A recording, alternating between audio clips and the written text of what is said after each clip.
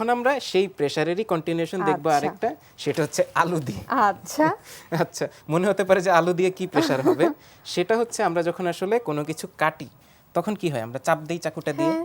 এবং এরকম ফ্ল্যাট হয়ে সুন্দর হয়ে কাটার আসলে কারণটা কি? কারণটা হচ্ছে আমাদের এই চাকুর যে ধারালো এজটা, এই ধারালো এজটা কিন্তু আসলে আমাদের পুরো প্রেসারটাকে কনসেন্ট্রেট করে একটা আচ্ছা। জায়গায়। এরকম কনসেন্ট্রেট করার কারণে কিন্তু আমরা এরকম শার্পলি কেটে ফেলতে পারি। ওকে। এরকম শার্প কাট হচ্ছে এই কারণেই যে আমরা খুব থিন একটা জায়গায় অনেক বেশি প্রেসার দিচ্ছি, এই জন্য এই পার্টটা কেটে যাচ্ছে। আচ্ছা। তো এখন আমার প্রশ্ন হচ্ছে, আমি যদি এর ভিতরে একটা পেপার দিয়ে দিই এই চাকুর গায়ে, তখন কি হবে? ধরো আমি এরকম একটু পেপার কেটে নিলাম, ছিঁড়ে নিলাম, এই যে সিঙ্গেল একটা পেজ নিয়ে নিলাম। এখন আমি যদি এই চাকুটাকে এই পেপার দিয়ে মুড়িয়ে দিই, এখন যদি কাটতে চাই, তোমার মনে হয় কি হবে? আমার মনে হয় এত ইজিলি কাটা যাবে না। তাই না? অথবা পেপারটা কি হবে, আসলে পেপারটা কি কেটে যাবে? কেটে যেতেও পারে। দেখি তো, আমি যখন এই যে কাটলাম, এই যে দেখো এখন এই যে ভিতরে ঢুকে গিয়েছে। হ্যাঁ, তোমার কি মনে হয় পেপারটা কেটে গিয়েছে? আমার মনে হচ্ছে পেপারটা কেটে গিয়েছে। বের করি, এই যে দেখো, পেপারটার কিচ্ছু হয়নি। কিচ্ছু হয়নি কিন্তু পেপারটা ফুললি ইনট্যাক্ট। আবার চেষ্টা করি। ওকে। এইবার হচ্ছে ধরো যে এই পাশে নিই, ওকে। আবার নিলাম, নিয়ে আমি হচ্ছে 3 2 1 এই জোরে কেটে pressure। ফেললাম।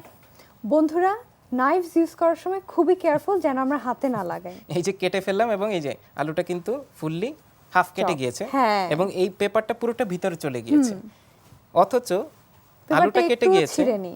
পেপারটা কিন্তু এখনো ছেড়েনি। একদম intact। তাহলে আসলে কি হলো? এটার কারণ হচ্ছে আবারও সেই প্রেসার এবং প্রেসারের ইকুয়ালাইজেশন। আচ্ছা। এখানে আমি এক পাশ থেকে চাকু দিয়ে প্রেসার দিচ্ছিলাম, অনেক হাই প্রেসার, যে কারণে এই আলুটা কেটে যাচ্ছিল, আর আরেক পাশে ছিল হচ্ছে এই আলুটা। তার মানে এই প্রেসারটা হচ্ছে এর ভিতর দিয়ে ট্রান্সফার হয়ে গিয়েছে, আচ্ছা। কিন্তু এর উপরে কখনো লাগেনি। আমি যদি শুধু এই পাশে কিছু না দিয়ে এটাকে জাস্ট এইভাবে ধরতাম, ধরে খুব অল্প কিছু প্রেসার দিতাম, সাথে সাথে তাহলে এটা ছিঁড়ে কেটে গেল। যেত।